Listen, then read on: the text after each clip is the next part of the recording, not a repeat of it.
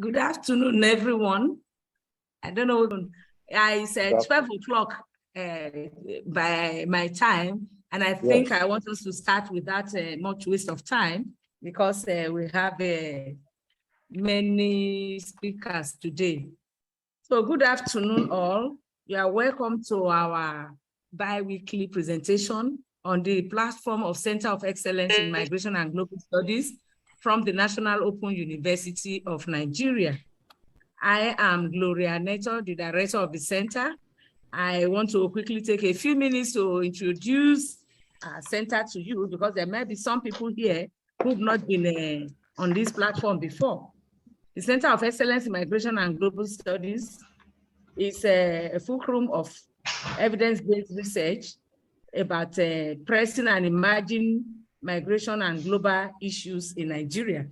We have been on for about 2 years now. It's a TED Fund program. It started as a TED Fund program sponsored by TED Fund, giving us a seed fund to commence this center, but has now been fully taken over by the National Open University of Nigeria, courtesy our Vice Chancellor, Professor Olufemi Peters, who has been very supportive in making sure that this center thrives. This actually, the center was established in the past regime, the one headed by our former Vice Chancellor, Professor Oba Abdallah Adamu, but taken over by the current, the new Vice Chancellor, no more so new again, but he's been doing marvels in making sure that the center is sustained. And we have the vision to bridge between humanity and the future, to provide sustainable leverage for interdisciplinary research in migration and global studies. We have some core values, which include integrity, inclusion, diversity, service, and participatory.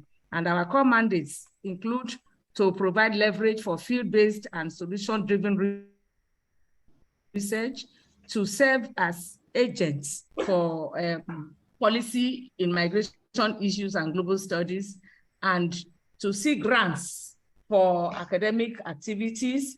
And also we publish journals every two times in a year, biannual journal for this center. We have people who present from time to time, and some articles that are worth it are published in our journal. And this journal is highly peer-reviewed and of international standard.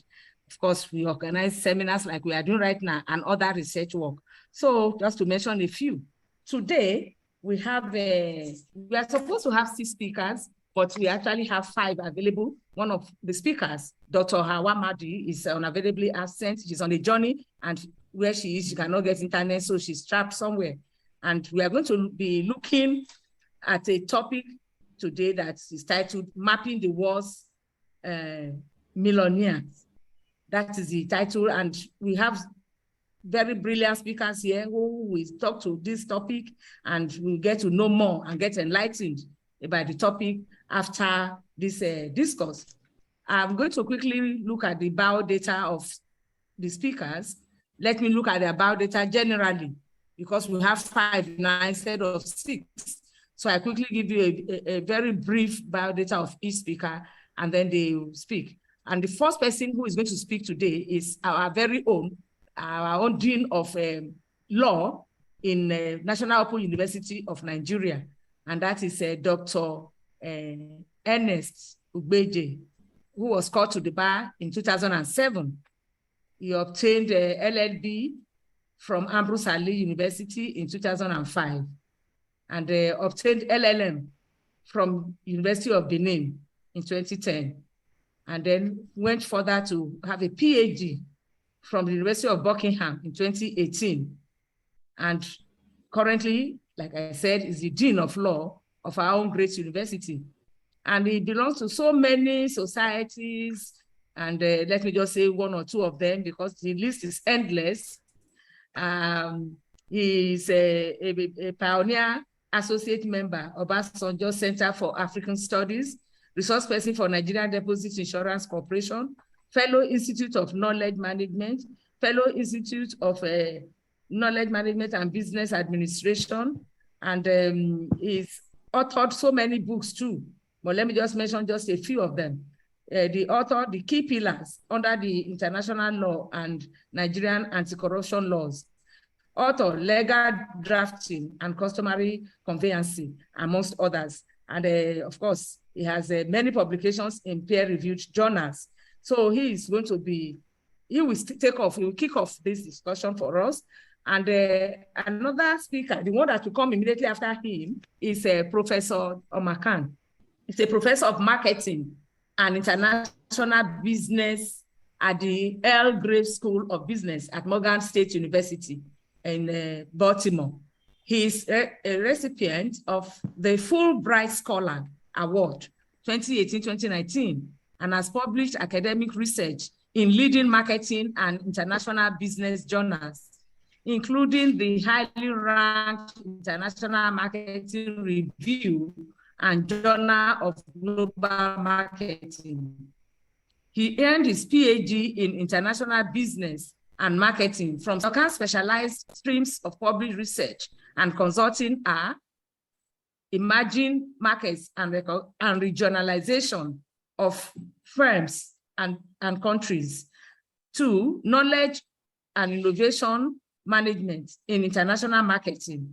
3, cultural / societal polarization effects and global value chains.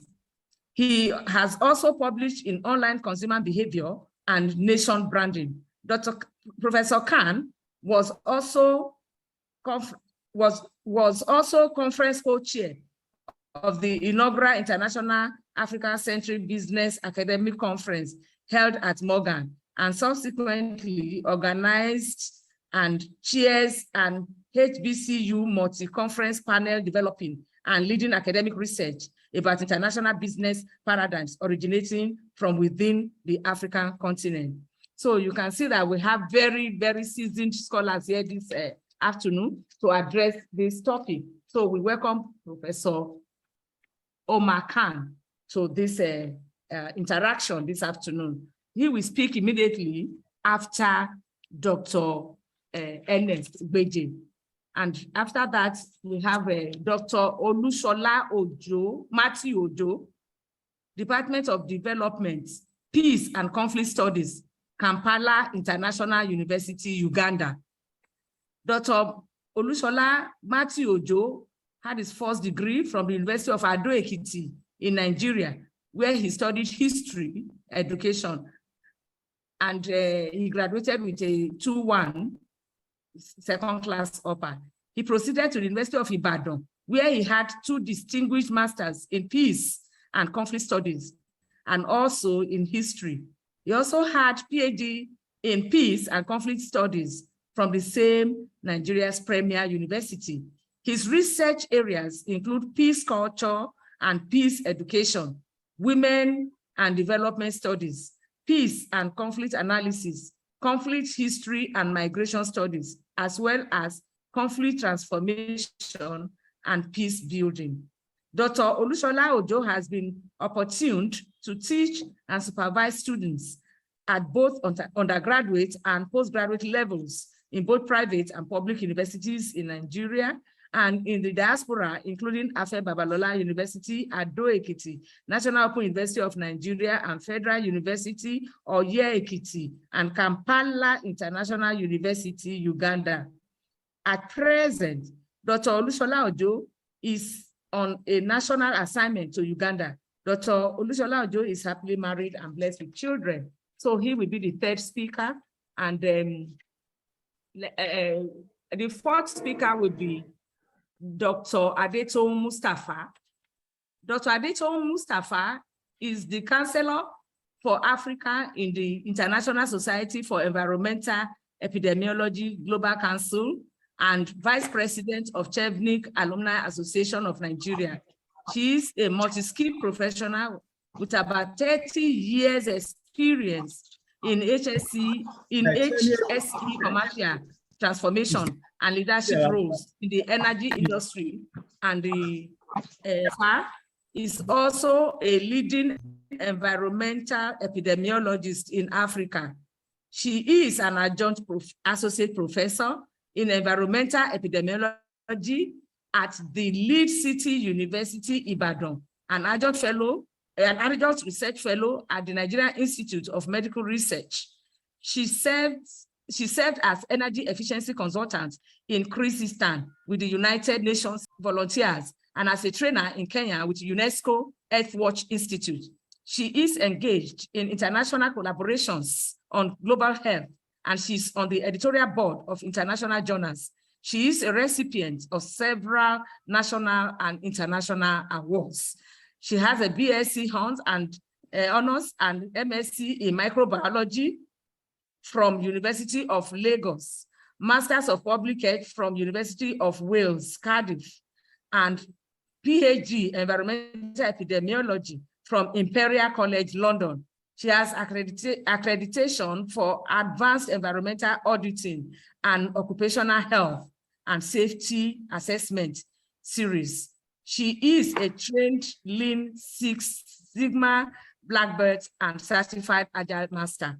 So you are welcome, Dr. Adito Mustafa, to this discourse this afternoon. She will be speaking after Dr. Ojo. And the last but not the least, I don't know whether Professor Tebow is here. If not, we continue with these 4 speakers we have.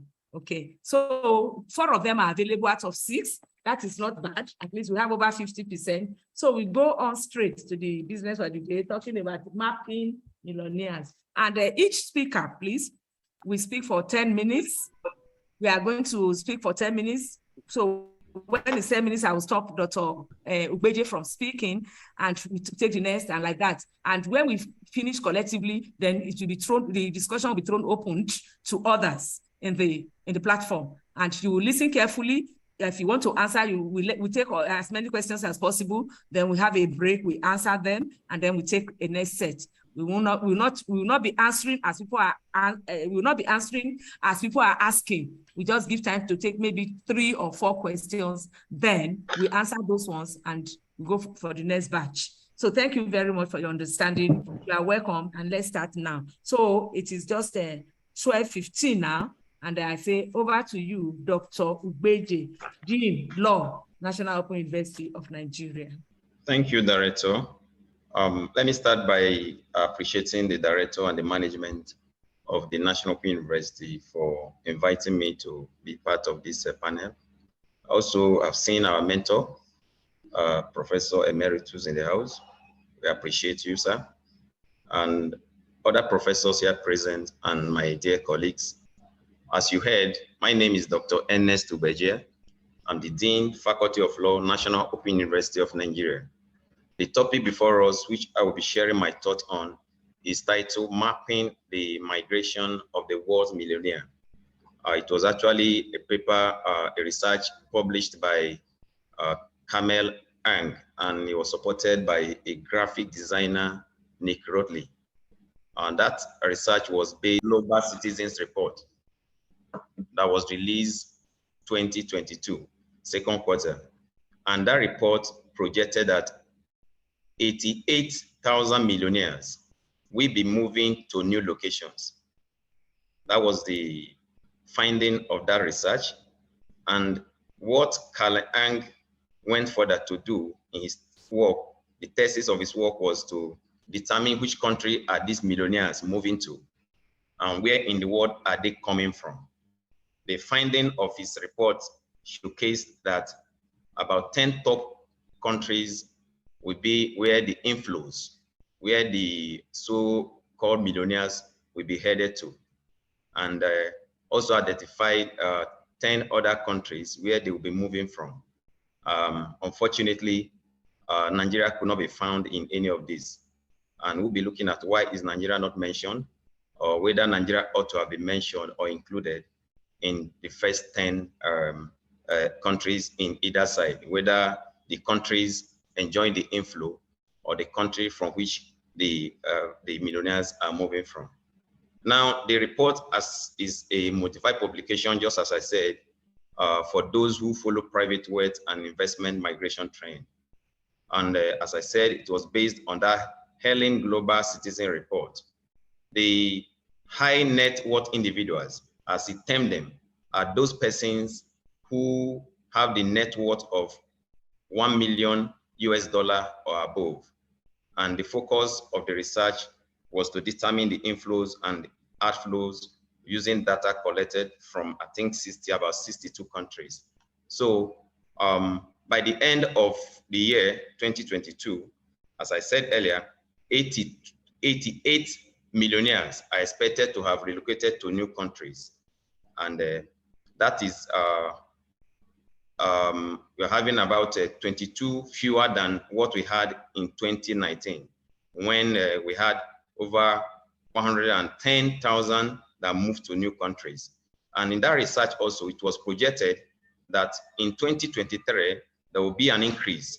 So the prediction is that by 2023, 125,000 millionaires will be relocating, moving to new locations. Now, affluent investors and their families are usually seeking for a better place, particularly after the disruption that was occasioned by COVID-19.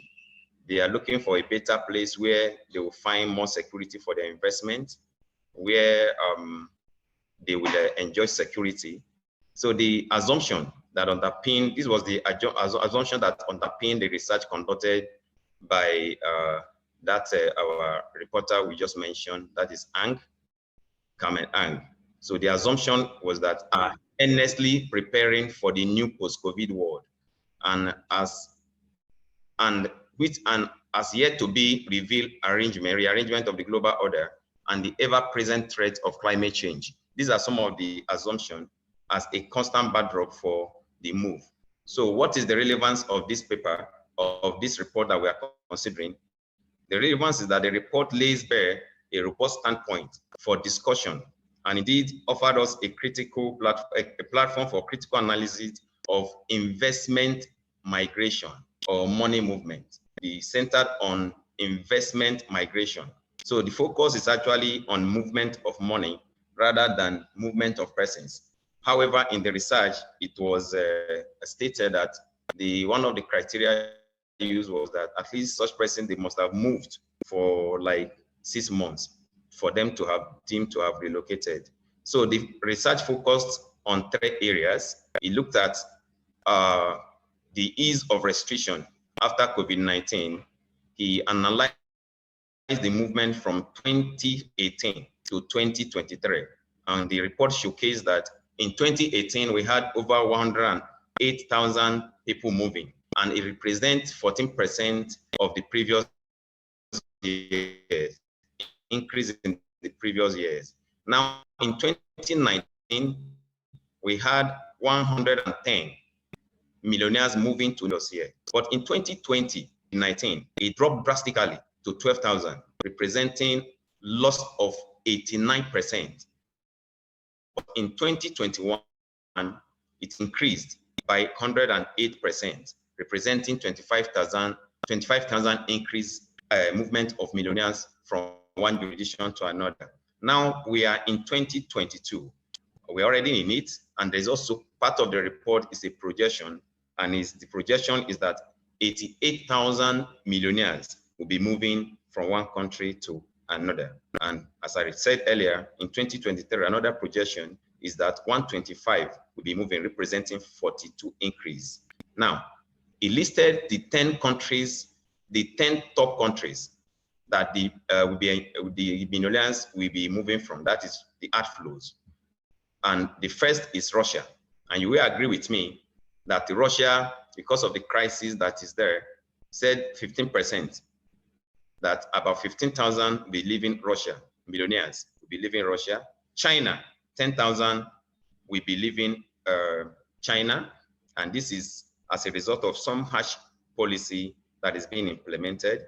Now, Ukraine, we know about 2,800 will be leaving. Now, when I look at it, I look at what are actually the incentives that are causing people moving their money from one country to another. I discovered that you find issue of security, is one of the push factor that is making people to move their money from one country to another.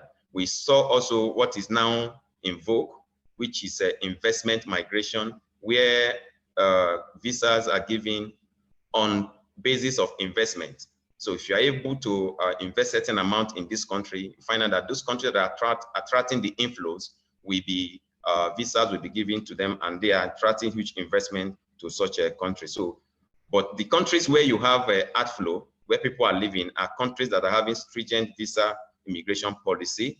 We also have other factors such as issue of incentive in the area of climate change. For instance, in China, you find out that about 826 organizations controlling about trillions of naira came together, signed a letter threatening to move as far back as 2021 the country if climate change policy is not reversed because of the impact on the climate. So in Nigeria, you find out that the impact of the movement, the Nigeria was not mentioned because of so many reasons. One of the reasons is that my own finding is that the security situation, though, is pushing so many persons to leave the country, but you find out that we don't have record of most of the migration. And secondly, most of the movement in terms of illicit movement of finance has to do with illicit flow of cash. So this illicit flow of cash, some of them are concealed. Because they are not concealed, you find out that such will not be. Some also raise curiosity as to this report, why Nigeria is not there because of the remittances that comes to Nigeria. You find out that such remittances, some of them are not properly recorded. And even though we know that a lot is coming to Nigeria in terms of remittances. So the growing number of countries, both residents and citizenship by investment, that is not also applicable in Nigeria. The only constitutional provision for becoming a citizen of Nigeria by naturalization, there is no deliberate policy targeted at attracting investors by way of resident permit. So I think I will stop there. There are many other things. Issue of corruption, bureaucracy. Thank you. Yeah, thank you. Thank you so much for that wonderful presentation. Really appreciate you. I want Professor Omar Khan to please take the virtual space. I'm noticing that Professor Bridget has come in at last, so she will also speak loud. Yeah, welcome. Thank you so much. Professor Omar Khan, can you please take the space for 10 minutes? Thank you. Thank you very much. And good morning to everyone. It's great to have and be honored to be part of this roundtable here. I actually began a conference here, a conference series at Morgan State University, which is held every 2 years, and we're now doing it every 2 years online, which I welcome everyone to keep an eye out for, so we can have our colleagues here join in every couple of years. And it's about Africa international business. So in the conference, actually the Out of and Into Africa conference series from Morgan State University, and it's something that Morgan State University would really welcome our colleagues to be part of here. But about the topic at hand today, where I want to begin is basically discussing from an international business perspective. We're talking about migration of millionaires, of high net worth individuals. And of course, after 2008, after the financial crisis globally, we saw a lot of inward developing among developing countries across the world, and that included African countries as well. And we saw that since 2008, where there was a lot more import substitution, industrialization, which is a fancy way of saying protectionism measures implemented by governments across developing countries across the world. We saw that since 2008, but then after the pandemic in 2020, globally, we saw countries turning inwards, including developed countries as well as developing countries. So we saw what we had after that point. We saw an incredible global concentration of wealth, that manifests itself very starkly since 2020, even more so than it had been in prior years, at least in the modern era. So we see over here that high net worth individuals, are abundant, of course, in Africa in absolute terms, but actually much rarer in relative terms, relative to other continents. So among the African countries, only Mauritius, for example, commands a wealth per capita that can compare somewhat with developed countries. And Africa, and this is not telling you any news over here, Africa has suffered from what's often called a resource curse for many decades now. It's been resource rich, but it's been, and that's in the literature, we call it a resource curse, in that other parts of the economy fail to diversify. And we see a lot of this example, for example, with just taking an example of, and it's not just African developing countries, but it's common among developing countries across the world. So we take the example of Nigeria and Pakistan and South Korea, for example, three countries that in 1950s were in fact developing countries. And we see where they were, and they were actually at the equivalent developing stage at that point. We see, by the 1990s, where the development happened. If you look at 1950 point, of course, Nigeria, abundant in resources, Pakistan, abundant in resources, and South Korea having absolutely no natural resources whatsoever. So you saw the the development of these three countries and how far they have gotten or not gotten since the 1950s is very much clear.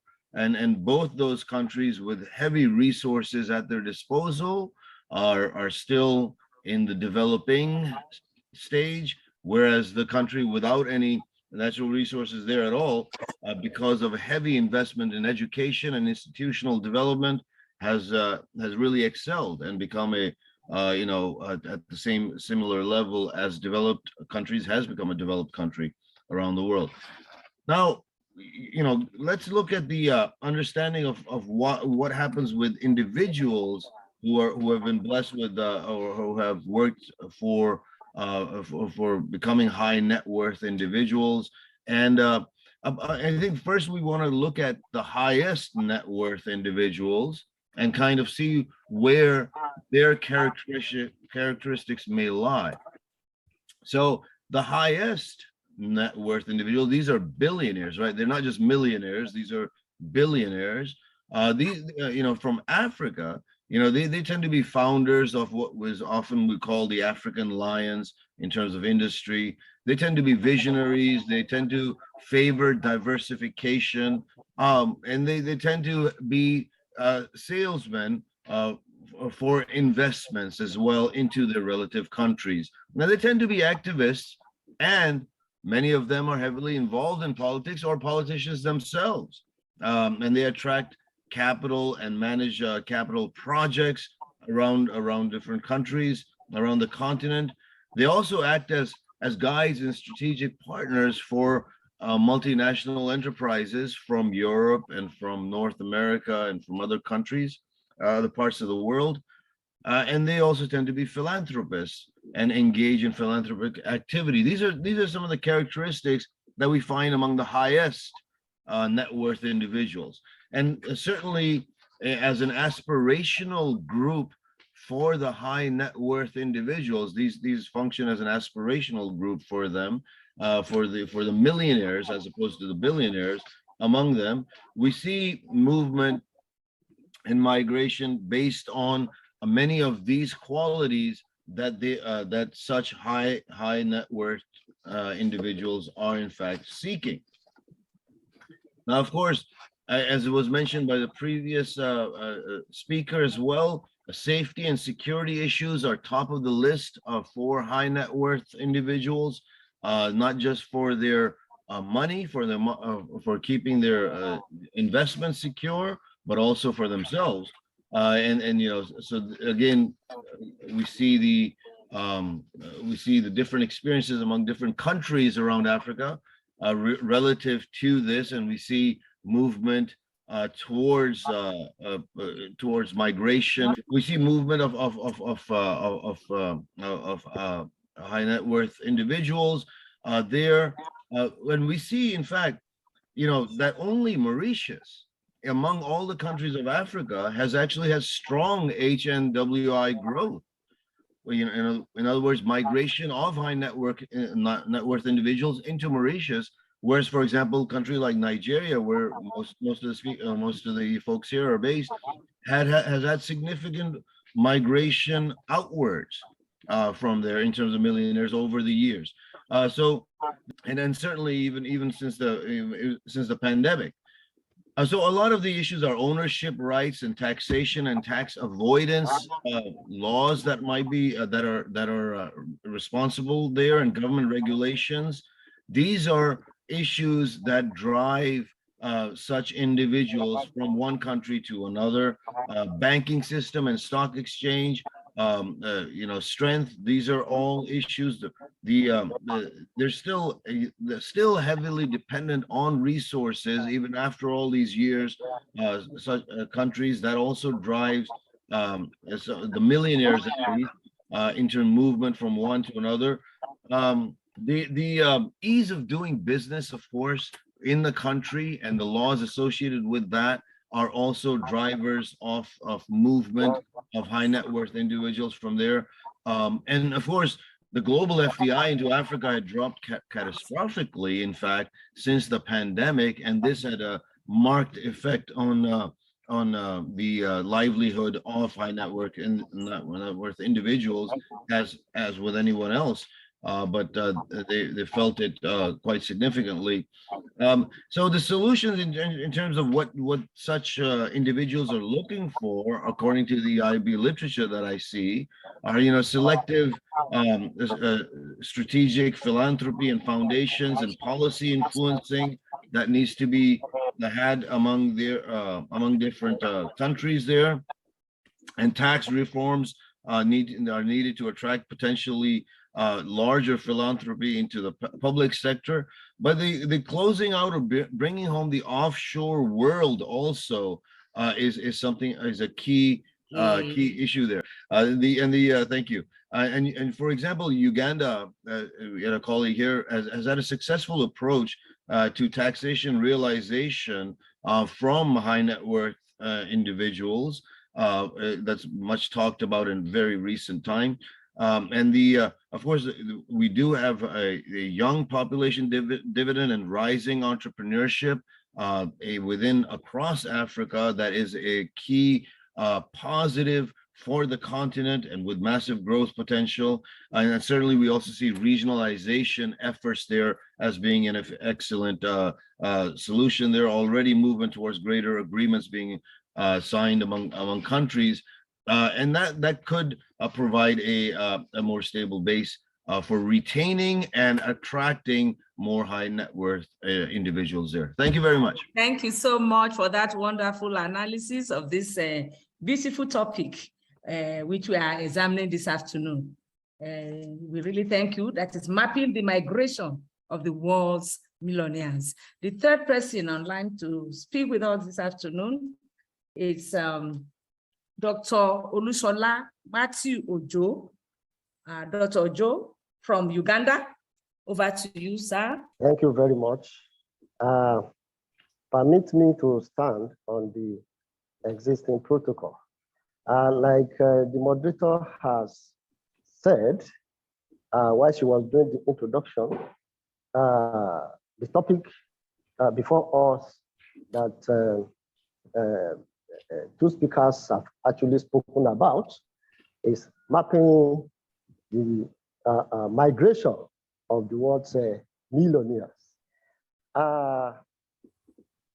The focus, you know, of this discourse, which actually makes it very unique and which makes it a matter of discussion is actually by examining, the direction, of the world where millionaires, people that are described as what millionaires, the direction where they choose to move to, and of course, when we examine the mapping, it is actually discovered that Africa is not well represented, particularly as far as the countries that attract these millionaires, is concerned. So what concerns us is actually why Africa is not well represented.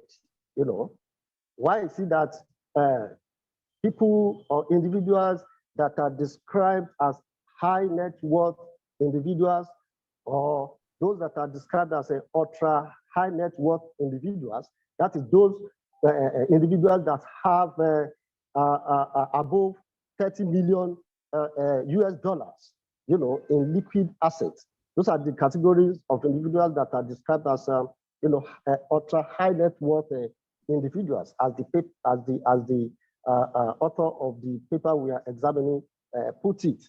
Now, we now find that Africa, countries in Africa are not well represented.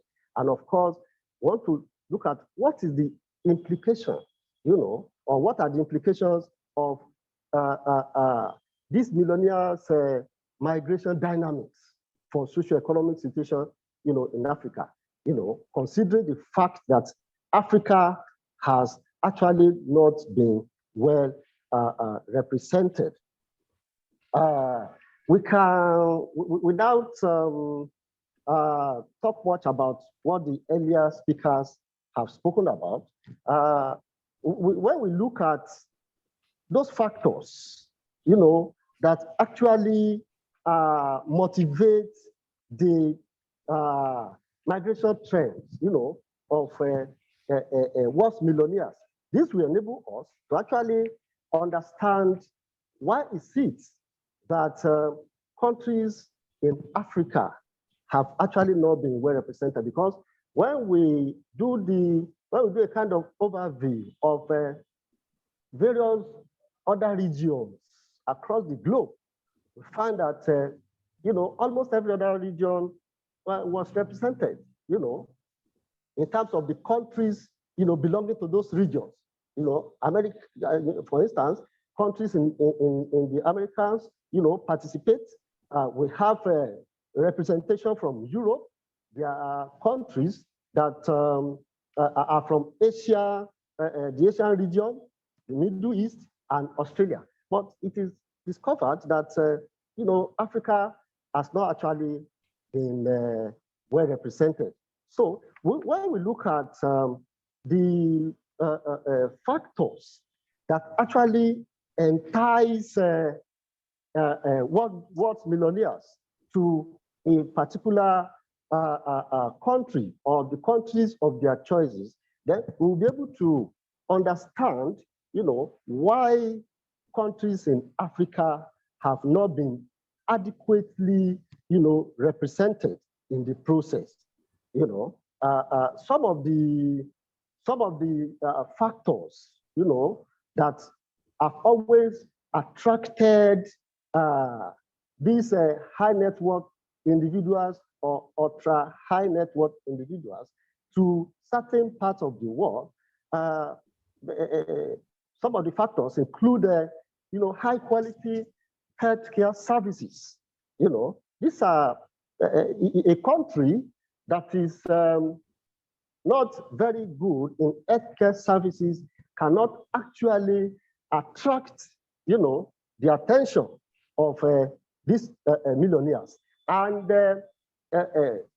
if they don't go to a particular country, such a country will not actually benefit from, the advantages that a particular country stands to gain if these millionaires actually migrate, to their society.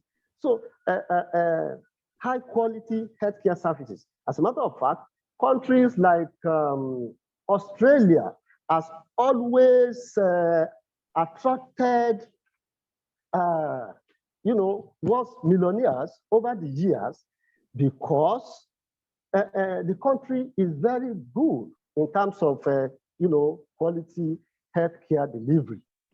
As the report has it, approximately about 80,000 millionaires, have actually migrated to Australia alone in the last 2 decades. Now, this is to the advantage of that particular country. Now, apart from the strategic position, of Australia, as it actually attracts millionaires from countries like India and China, Australia also ensures that so many other variables that can attract millionaires are put in place, such as quality healthcare services. And of course, another very important factor is sophisticated, security architecture. And countries like New Zealand, are actually taking advantage of this.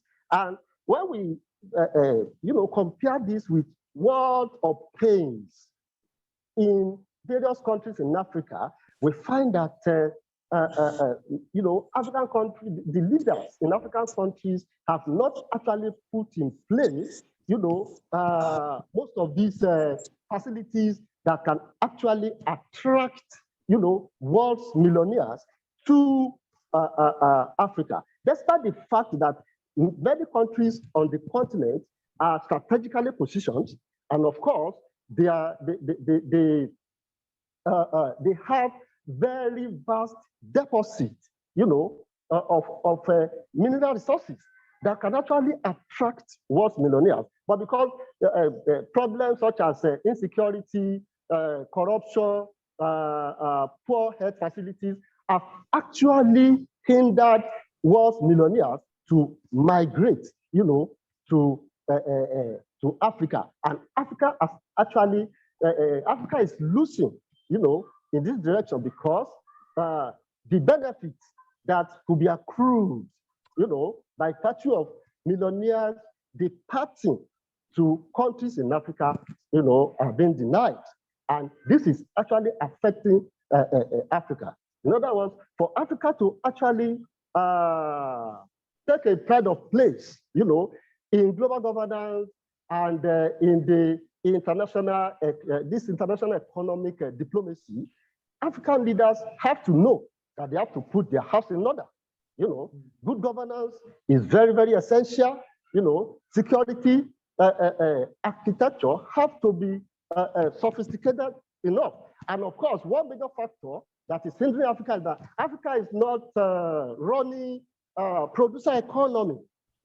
Many countries in Africa are running what is called the consumer economy. Conclusion, for now, one can say that African leaders need to put their house in order to actually gain relevance, at the international, community. Thank you very much, economic sir, development is concerned. Thank you. this brilliant discussion. Thank you so much. We appreciate your contributions. So now we are going to have Dr. Adeto Mustafa talk to us about this topic, mapping the migration of the world's millionaires. Over to you, ma'am. Okay, thank you for having me, and good afternoon, everyone.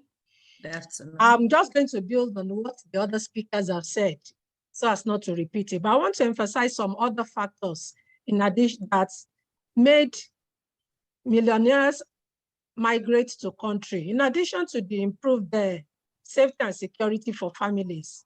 Other points that were noted are a less polluted environment, better business opportunities, and also better education for families.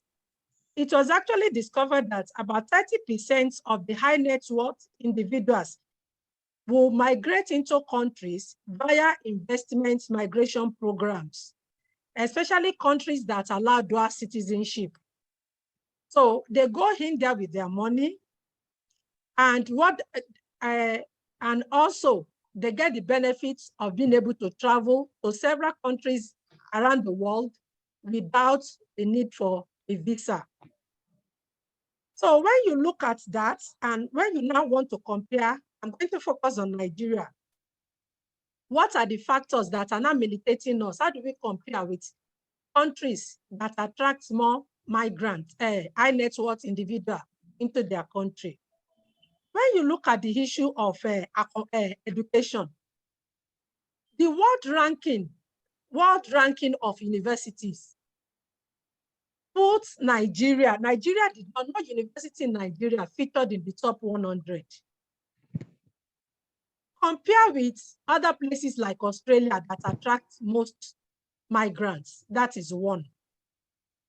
Then when you look at our GDP, it's been noticed that UAE, because of the low crime rates, the excellent healthcare system, and the low tax regime, they are attracting millionaires into their country.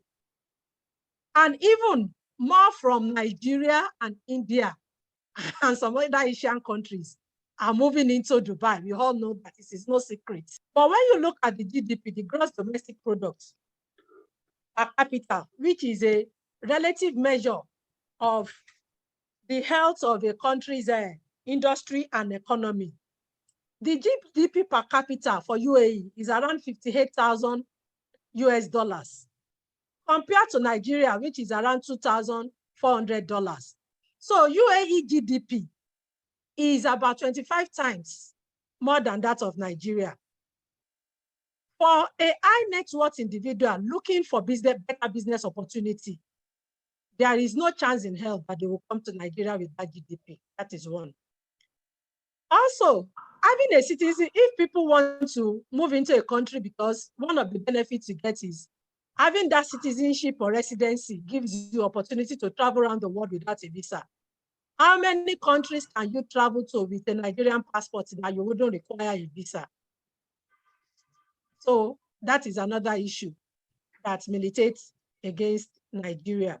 So having an extra green passport does not necessarily give high net worth individual opportunity to travel without visa. Maybe it even makes it difficult in certain places to go with the green passport. I think the other issue that is of importance also is our air pollution quality. When you look at high net worth individuals, they want to live in a less polluted environment. Nigeria ranked number 18 among the country that has the worst air quality in 2021. The United States Air Quality Index of Nigeria was over 90-something. So how do you want to live a prosperous country like Australia that is cleaner and come to Nigeria? It doesn't work that way. Those are the realities we need to grapple with. The other thing about people want a place where it's safe and secure for them and their families. The political situation in Nigeria is relatively unstable. And then you have in the news bad press of spiraling violence. This is a huge concern. So nobody is going to move from a place where you will hear there is a bomb, there is kidnapping. You can't move from Ibadan to Lagos by road. Abuja to Kaduna, they are kidnapped. How do you want to? So nobody will bring their family from a secure place to come and live in such environments. So those are issues we need to grapple with. The other thing is about our wealth preservation perspective. Somebody has talked about the tax regime. You will bear with me that if you do business in Nigeria, one of the challenges business entities in Nigeria grapple with is double taxation.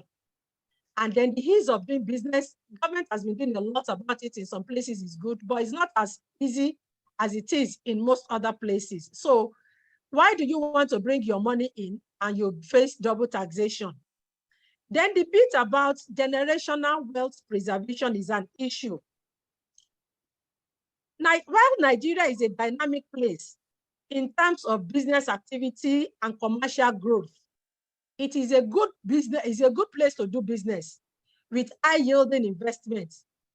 It is not the same when you look at wealth preservation perspective. Our financial institutions are doing a good job, but they need to do more to build trust that the solutions 3 minutes to go, ma'am. okay, 3 minutes that the to solution, okay, noted, that the solution they are providing, that people can transfer wealth from one generation to the other. Emirates Airline recently wrote a letter that was circulated, that went viral online, that they could not move some of their income out of Nigeria in dollars. How do you think? So they reduced the number of flights from Nigeria based on that. The other thing is, when you look at the valuation of Naira, about 2 years ago, US dollar to Naira, the exchange rate was around 350, 360. Today it's over 700. So why do you want to bring your money into Nigeria, do business in Nigeria, and lose your money? Instead of us actually gaining millionaires, we are even losing our home millionaires. There are many millionaires in Nigeria now that perpetually live in Dubai. So if you cannot even invest in your home country, how will you attract other people? The importance of attracting millionaires is that it creates jobs. Government alone cannot do it. They come with their skills, they come with their qualifications and influence. And the inflow boosts the local economy and also the taxes they pay. But when we lose them with their money, with their taxes, and the influence that they can bring to bear on a country. So I think the basic issue we'll grapple with, even in our healthcare system, look at our education. ASU has been on strike for the last 6 months. Tell me, which millionaire will bring his child to come and study in a university in Nigeria, a public university in Nigeria, and the lecturer will be on strike for 6 months, and government has not resolved that. Even for our own health care. So we just need to face our reality and work on the issues we are grappling with. I focus my attention on Nigeria because if you can address the giants of Nigeria that has so much potential, once one country is able to break the barrier and make things work, others can follow. Thank you. When you compare our GDP with South Africa, you can see that we have a lot of work to do. Thank you. Thank you so much for that beautiful analysis. I'm really grateful for your contribution. I want to introduce our last speaker briefly. She came in a bit late, so let's quickly just introduce her because I wasn't sure she was still going to come. And that is Professor Bridget Tebow, who is a professor of history at the University of Massachusetts, Dartmouth, United States of America, where she worked since 2005. She's also an affiliate faculty of the Women's and Gender Studies program and Black Studies. She holds a PhD in history from the University of California, Los Angeles, and a master's in African Area Studies from the James S. Coleman African Studies Center at UCLA. She also combined that in English and French from the University of Cameroon, Yaoundé, and a diploma de visite de 2 days from Université Jean Moulin, Lyon-Ile, France. Professor Tebow specializes in African history, African American women's history, women's and gender studies, and oral history. Her research interests are colonialism, post-coloniality, historical biography, women's power, politics, historical ethnography, migration, and African diaspora. She has won prestigious awards, including Ford Foundation, and is a two-time Carnegie ADFP award winner. She's co-editor, Bengan Books Limited, Oxford, UK, Cameroon Studies Series, board member, Pan-African University Press.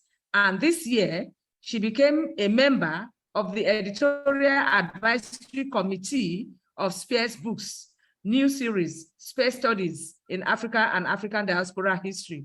She has published more than 30 scholarly works and presented about 65 papers at national and international conferences in the United States of America, across Europe and Africa, on topics as diverse as her specialty and research interests. Professor Tebow's book, Unruly Mothers, Combative Wives, Women and Change in the Cameroon Grassfields, c. 1889 to 1960, is forthcoming by James Corey Press, United Kingdom.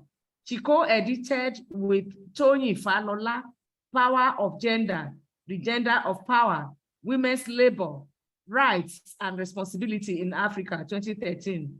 Select articles include I Am What I Eat and Where When It Matters. That was in 2018. Bamenda, A City of Culture, Hope and Despair in Cameroon, Africa, 2017. Democratizing Education, the Politics of Schooling and Social Justice in Africa, 2016. A Tiwara Tribute for Nelson Mandela, 2014. Reproducing African Communities in the US, in Yewe and Togunde editors across the Atlantic, 2010. She's presently completing a historical biography, her story, The Life and Times of Madame Maternity, based on extraordinary African woman, a political and religious icon and veteran health worker. I haven't heard this beautiful biography about this professor. We know that she will do justice to this topic of today, which she wants to share with us her own views on this topic called Mapping the Migration of the World's Millionaire. Welcome, Professor Tebow, over to you. Thank you so much, Madam Director, for that beautiful introduction. And my apologies for joining in late.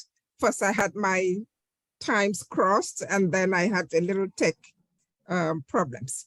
Anyway, again, thank you so much. It's been wonderful listening to all the speakers, and the topic, mapping the migration of world millionaires, is actually a very fascinating topic. And when we add to that the missing component of African millionaires, it becomes even more intriguing. And so it actually speaks to us, because we know that Africa has millionaires. The question is, why are they missing in this sort of world mapping? And so I want to focus a little bit on the causes of push factor migration, with a special look at those millionaires. When people do migrate, they do so for two reasons primarily. You have not only the push factors, but you also have the pull factors. And so it in many ways, for the host or those who receive migrants, they usually do not really know why people migrate or why people move. And sometimes they know and they pretend that they don't know. And so this sometimes can bring certain misunderstandings within the community. Now, if they are poor people, you know, or those that are considered refugees, then you have all kinds of questions coming up. Oh, why are these people coming here? Why are strangers coming? Or they're coming to take our jobs and things like that. And so until the why is addressed, then it becomes difficult to really understand what goes on when people do migrate. when it comes to millionaires or those people with high worth, then nobody asks that question. Everybody is happy that they've come because they're bringing money to invest in other countries. And so understanding those reasons for migration can therefore lead to a reduction first in animosity in the case of poor people, and then improve immigrant adjustments and coping mechanisms. Now, those coping mechanisms, some might think that millionaires do not have to cope because they have money. In some cases, they are welcomed with open arms. In other cases, they still are not welcomed. And so the issue of millionaires moving is still problematic. However, they have a certain advantage because they're moving with money. They have something that the host can benefit from. And so in terms of reasons why millionaires move, just like other people are moving, you know, most of the presenters have already talked about it. You know, some are running away from conflicts, others are running away from insecurity. You know, you want to make sure that you safeguard your wealth, you safeguard your person. And so if the environment is not enabling, then chances are you want to move. And that is why today we say that the highest percentage of millionaires projected to move this year and in 2023 are moving from Ukraine and Russia. A whopping 42% of the 2,800 millionaires in Ukraine are projected to move this year. And for Russia, you have 15% of their 15,000 millionaires. And so when you hear those numbers, 15,000 millionaires, you know, 2,800 millionaires, you wonder what is happening with Africa. I'm going to play the devil's advocate here and say that Africa does have millionaires and in some cases, billionaires. And I'm sorry to say that while we have genuine, hardworking millionaires who are forced to move because they want to grow their network because the environment is not conducive for their progress, you have the majority of African millionaires who are those unscrupulous politicians who loot government coffers and take the money out of the country. And so I don't know what name to give them because we're looking at the illicit flow of wealth from the African continent to Western countries, to Cayman Islands, where you have all kinds of cover for the stolen wealth. And so that is something that is really, really important to discuss. That is the elephant in the house. Because those people have more than $30 million in liquid asset that they have stolen. Not one, not two, not three. And so to have this mapping of the world's millionaires and not see Africa featured is really something that should concern all of us, because we do know.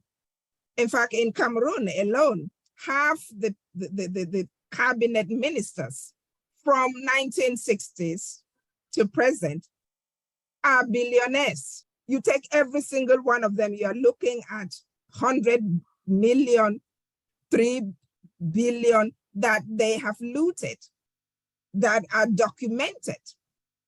And so the question becomes, how do we get that money back into Africa? How do we make sure that that kind of money that is sitting somewhere else is reinvested in Cameroon, reinvested in Africa? And so to go back to the conditions that have pushed people to migrate, for the honest, genuine, hardworking people, you have, you know, the environment that is not enabling, you have very high taxes, you have insecurity, you know, you have poor infrastructure, and when you're even trying to do something about that, you become the enemy of the politicians. And so those things therefore become really important. Now, another thing that I just want to talk about is in terms of the future, in terms of creating an enabling environment, whether it's through the school system or other small and medium-sized enterprises. We want to look at something that the Americans have called the next generation personal finance. Next generation personal finance. How to create forward-thinking young graduates from schools to think about investment, to think about creating wealth, to not just wait for government to employ them. And so that becomes important, because then when you are graduating from high school or college, somebody has to make sure that you know what stocks and bonds are. Somebody needs to make sure that you know how to create wealth. And so only 22% of American students upon graduation know how to create money or create finance or invest. And so it is something that we need to think about in terms of our school system, in terms of improving the school system and making sure that we have a future generation that can capitalize on and benefit from the education that is being provided. Last but not the least, if we look at why millionaires settle in new places or move to new places, then we have those added advantages, you know, whether it's free visa possibilities, whether it's low taxes, whether it's encouragement, good health, and things like that. And so all those things become important as we put them together to figure out why millionaires move, as well as trying to see how Africa can also create those spaces for millionaires to grow or for investments to come in. I will end here for now since my time is up. Thank you so much. Thank you so much for that wonderful analysis. I have really had a nice time today because everyone has spoken so beautifully well on this topic, and we have been able to identify that Africa is missing. Though we are looking at Nigeria and Cameroon, but I will tell you, not a single African country. I don't know whether every African country has the problem that Nigeria has of insecurity, of this, of that, that have been identified here today, but Africa is missing. And we know and have heard of many African leaders or Africans that have invested in foreign countries. And that is the easy place to send the money to when you even steal it from government. You carry the money there and go and keep in foreign land and they welcome you. So, but they have refused to list them here. Perhaps it's for security reasons. They don't want people to run after those people. Might take anyway. So we are now open for discussion. We are open for discussion because I want others to contribute and ask their questions, and I hope we'll find this session very interesting. So I can see our Emeritus Professor Sogolo has his hand up, and Dr. Emina William Uli has his hand up. Only two. This is a very interesting topic. I expect everyone to contribute to it. Anyway, while we wait for others to decide if they are going to contribute to it, let us open the virtual space for our Emeritus Professor to start. Yeah, thank you very much, Director. First of all, I want to congratulate the presenters for this very interesting topic. You know, it's really well handled, and I'm very impressed. I want to congratulate our own HOD of law, Dr. Ernest Obedy, Professor Omar Khan, Dr. Olusola Ojo, Dr. Adetu Mustafa, and then the last presenter, Professor Bridget Tebow. Congratulations. It's a very interesting topic, and you have handled it well. But there are some aspects of the discussion that I'm not too clear about. The last discussion, for instance, talked about the push-pull factors of migration, particularly as it affects millionaires. Yes, that is true. And that really takes us to the point that millionaires are not always, law-abiding persons. They are business persons, all right, but some of them are crooked, persons, people who have acquired funds illegally, as the last, discussant said, the last presenter. People who have stolen money and they are looking for where to hide this money. So if you look at the factors, then you find that sometimes the countries with weak legal systems or where the application of the law is weak is where they are attracted to, because it is easy for them to hide their money in such countries. And in some cases, businessmen, the millionaires are attracted to countries where, the tax system is weak, such that they can make money without being, taxed, effectively. So the factors really are such that you can always reverse them, and you find that, what for many will be an attraction for them to go into a country might turn the other way around, that, it is not always the attraction. People who have money who think that, oh, in the US, the law is too neatly applied. In the UK, the law is too neatly applied. And if they are crooked businessmen, they won't want to go to the UK. They would rather come to Nigeria, where they will now work with other crooked men, and then, that pays them. And I'm just saying that the argument can be reversed this way. Yeah. Thank you very much. It's a very interesting topic, and I've enjoyed the presentation. Thank you very much. Thank you so much, sir, for that contribution. Dr. Emina William, over to you. Very much, Ma. Sorry for joining the conversation a little bit late. I came in when Professor Khan was actually giving his own speech. First, let me thank the last speaker, especially for using the push and pull factor to give her analysis. I had expected to hear from the presenters or the speakers to tell us or mention a few millionaires who had actually migrated, because the concept of mapping out migration millionaires is very key to understanding some of the reasons why some of them have moved. I didn't hear from the speakers where they had used the global economic system to give some kind of analysis to enable us understand one of the reasons why these millionaires actually had made money or sustained their millionaireness.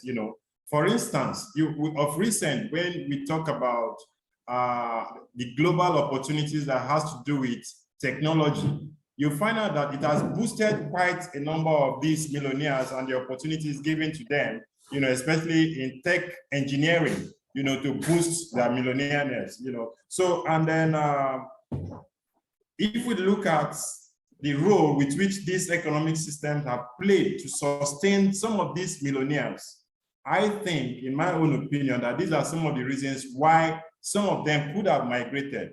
Now, quite a number of the speakers actually alluded to the fact that Africans are not making impacts. I do not think so. Because if you look at the comparative advantage with which Africa is placed, we are at a disadvantage part where there is this neglect on Africa being seen as part of the global competitors, But even though we are endowed with some of the richest, finest mineral resources all over the world, it's still very difficult for us to, equate our millionaires with the global millionaires because of the exchange rates. the dollar is placed over African monetary system. The monetary system now comes to play. So I had also expected them to look at the monetary system, global monetary system that comes into play. You know, these are some of the international politics that is ongoing, and then you cannot rate Africa within that context of this politics, global politics. So it's difficult for Africa to say, Africans, we have millionaires, natural, who are hardworking. But how do you now equate them when there is disparity in the what you call global monetary policy, where the dollar is placed above? Now, in recent times, you can see that even the Chinese, you know, are also saying, look, we want our own yen to also compete globally. So people are beginning to drive home their own claim. You know, even though we also understand that some millionaires are state-built millionaires. In other words, they made their money through their relationship, you know, with the states. So these ones, how have they sustained over time? You know, so there is also the capital. Millionaires sometimes don't move, their capitals move. So how do we now say that these people are migrating? Their capital can migrate, but why they remain in it, you know, in a particular spot? And then all they do is just capital flight. We have examples, a lot of these examples happening in Africa. You know, where you had the Michelin brothers who were in Nigeria, the Dunlop brothers, and all of a sudden, they all disappeared. So that is where I think that this global inequality also plays a role in the disparity that has to do with African millionaires. Thank you very much. Thank you so much for that very explicit contribution. Thank you. Here comes Professor Tijani. I'm happy that he made it, because I looked out for him one or two times. I didn't see his name. I said, where is Prof? Because he's the originator of this topic. Prof, over to you. I can see your hand up. Thank you. Thank you very much, Madam Director. And I thank and commend all the presenters. Of course, I did not hear Professor Pan, I did not hear Dr. Onega, and I believe those are the two. I came in when Dr. Joe was about rounding up, and I heard what he said, and I listened to the last 2 or 3 speakers, and I want to commend all of you for your perspectives. I would like to start, since the director, Dr. Aneto, let the cat out, that my apologies if I'm repeating what the first 2 speakers might have said. But I want to build upon Dr. Emina Uli's perspective. And the number one is to say this.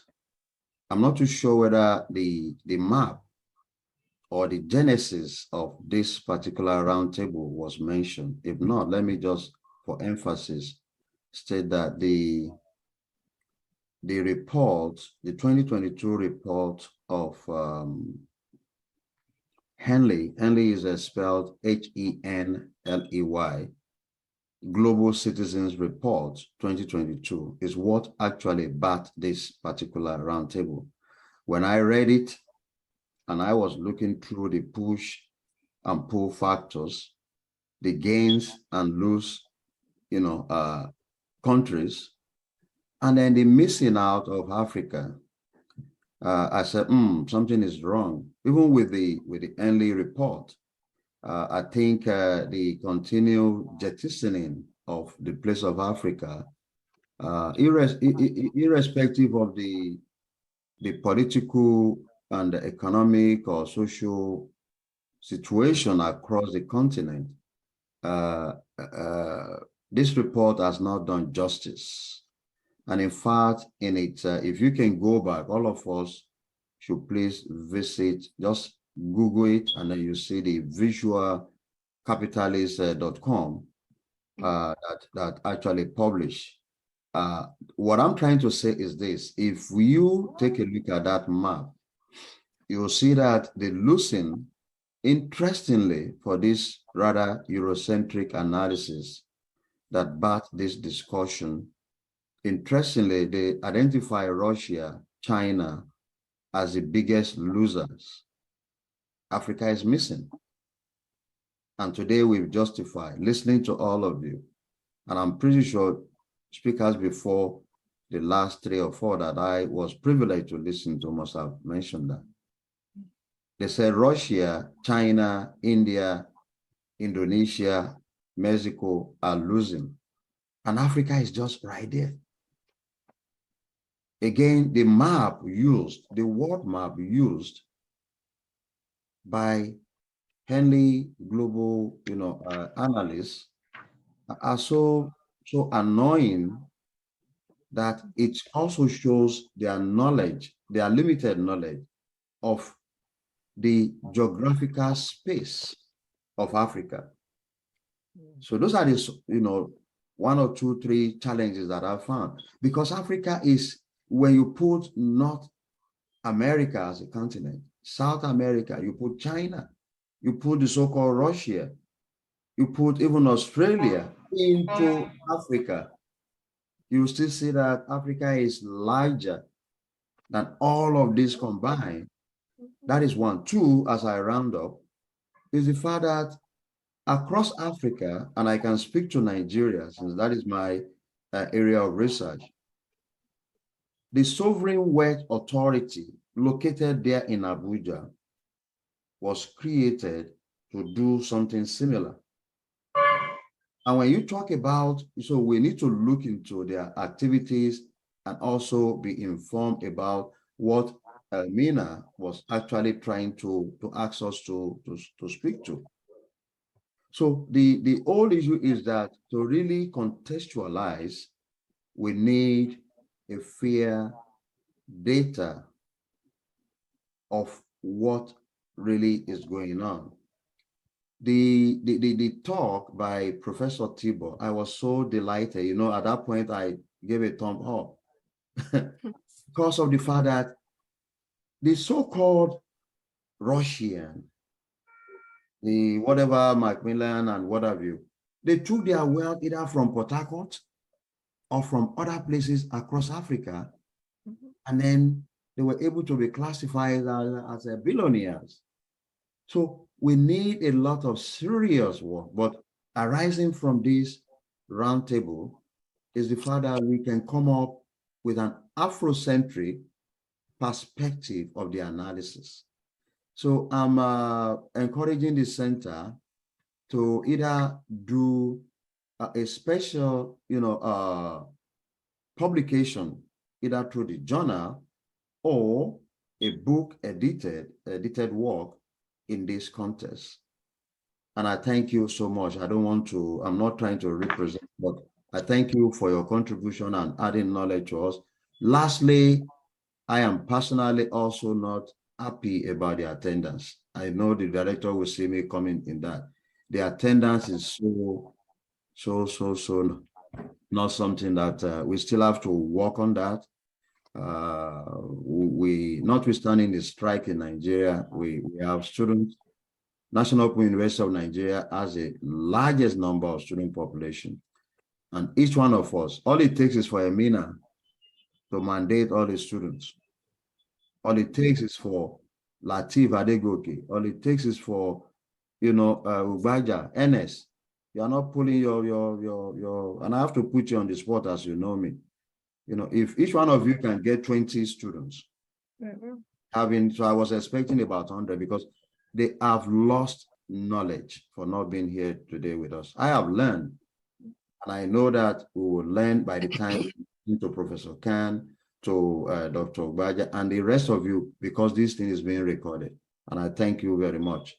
Thank you so much, sir.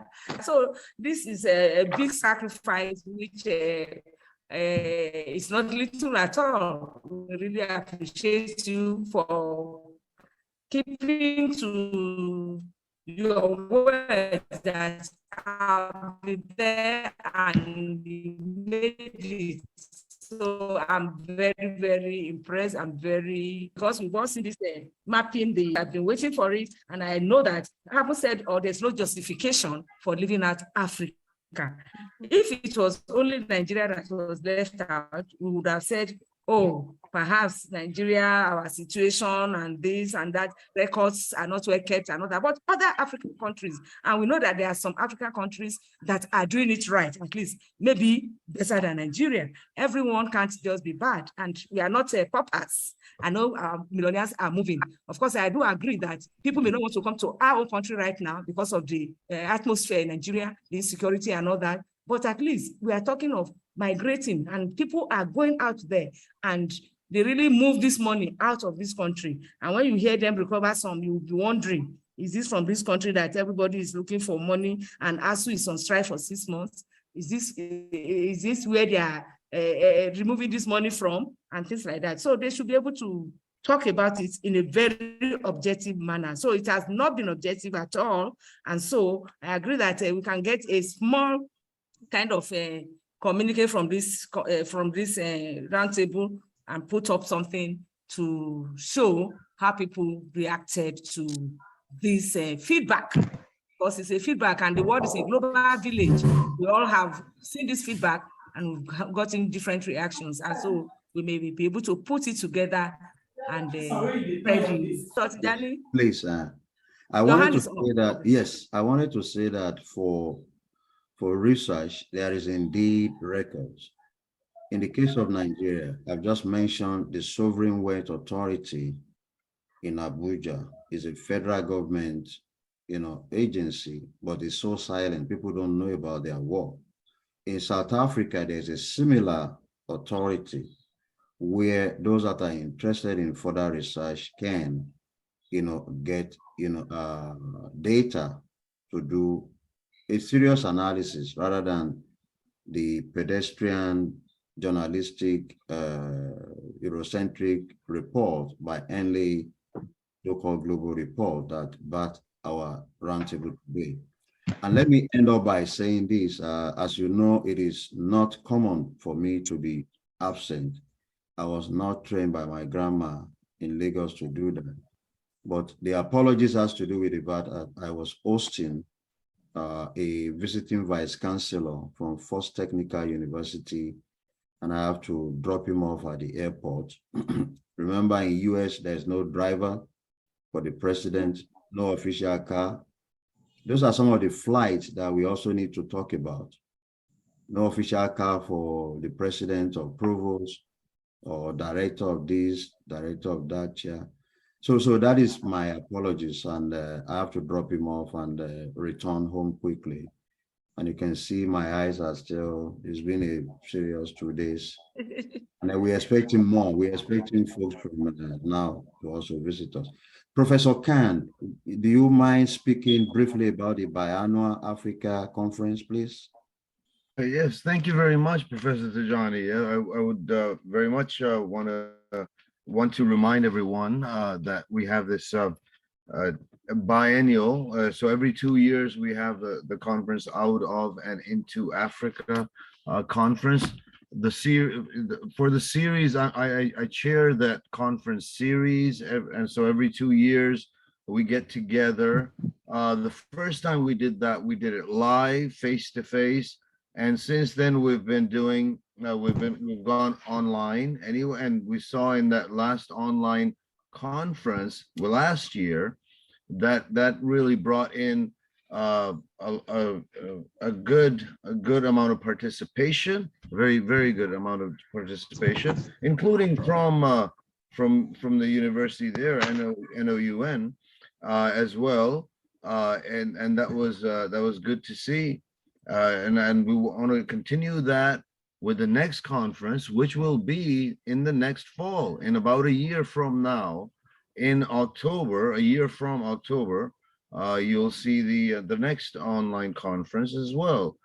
So this is every 2 years, and we hope to carry on with the discussion of entrepreneurship and international business in Africa and from Africa as well, and the paradigms that were created within Africa, as well as the paradigms that were utilized, Western paradigms that were utilized in Africa as well. So it really is a good way to understand some of the some of the opportunities that have created millionaires in the first place across the African continent. You know, we talk about the vibrant startup ecosystems that we see over here with incubators and accelerators. We talked about the and in the conference we've talked about the involved educational institutions and the angel investing that we have seen great progress in across Africa. And we want to continue this sort of development of millionaires, development of high income individuals and high net worth individuals across the continent, and continually see the progression and development of various countries across the continent. In my talk, I already mentioned that we do have an example, for example, with Mauritius, where there has been movement, positive movement, in terms of adding high net worth individuals. When then you compare to Nigeria, where you've seen movement outward of high net worth individuals. So indeed, there is this. It does exist migration. We know this does, and why Henley Global did not catch that, I think, it is a function also of the level of worth, in terms of net worth, how much that was relative to what they were looking for across the world, and they really should have captured it a little bit better. We should have seen more migration, because we know the data is right there. It suggests that. And as we close in the loop with the offshore world, I think we'll see better data being transmitted, not just to this one organization of Henley Global, for example, that produced this chart that we started the discussion with, but all across to multiple institutions, in both private and public sector institutions that deal with African data. And this is something that we can continue talking about and progressing with. And I think there's good room for optimism, indeed, in this sort of endeavor, in the sort of educational endeavor. Okay. Thank you very much. Thank you so much. I hope we'll get the invitation in good time so that we can be part of it when it's time. Thank you so much. I want to thank the other speakers in this round table, starting from Dr. Ernest Obedy, the Dean of Law of National Open University of Nigeria. You've done marvels. And the day I just called him and he said, no problem, I'll be there. And he was there. Of course, he was the one that started first this afternoon, and we really appreciate your contributions. Then I have Dr. Olusola Ojo, Matthew Ojo. I really appreciate you all the way from Uganda. He's ever ready to help, very helpful. When we call him, he just, at a click, he's just there for us. Thank you so much. We appreciate you. And Dr. Tom Mustafa, that's my friend, always there, ready to give her services anytime you call on her. She's a dependable one. We thank you. Thank you so much for at least sharing with us your views on this topic. And we really enjoyed your presentation and how you analyze the things that prevent people from coming to our own country, which we as Nigerians need to look into and write more about and see how we can, deliberate more on those things and make our country better. Thank you so much for your contribution.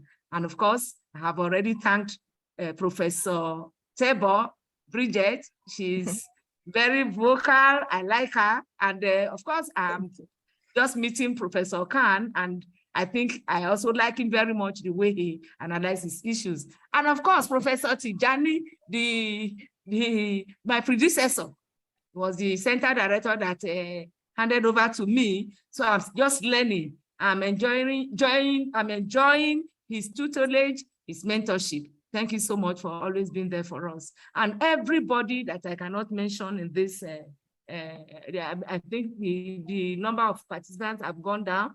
I actually asked that the participants should share the invitation amongst their own contacts, which I'm almost sure was not the case.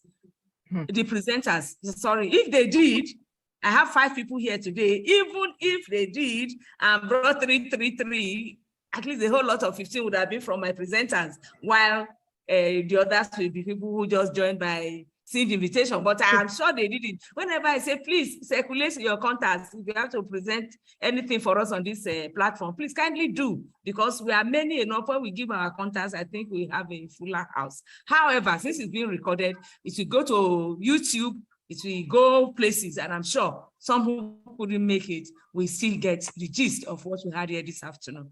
And if there are no more questions, I want to thank Dr. Emina, because the last time I saw him, I accused him that because his friend has left Nigeria, he does not come again to this platform. And today he's sitting side by side from my view here with his friend, Professor Tijani is his friend. So that is the friend I'm talking about. Today he's here, and I'm happy that he was able to put, make his impact, put a lot of wisdom into his discussion, and Professor Tijani is there side by side. So I hope we see him next time. It's not when Professor Tijani will not be there, then he won't be there. So thank you so much for your contributions. And Dr. Abi Soye of Law and many others that I cannot now name, I thank you, and we want to call it a day if there are no further contributions. Unfortunately, Professor Sogolo has left. He was the first to come. Professor Sogolo, Emeritus Sogolo, is always there. He will come in as early as 11, and he will sit down there waiting for us to start. I've never seen such contrast him. I appreciate him because he's a good leader and really showing us how to do it. Thank you, sir. I know you will watch this video. You know that you were highly commended for all you do. We appreciate you, sir. So on this note, we want to call it a day and say we'll be communicating with you. Please, when you see my messages or phone calls, please just accept me. Don't say I'm troubling you. Please, please, please. Thank you. Thank you.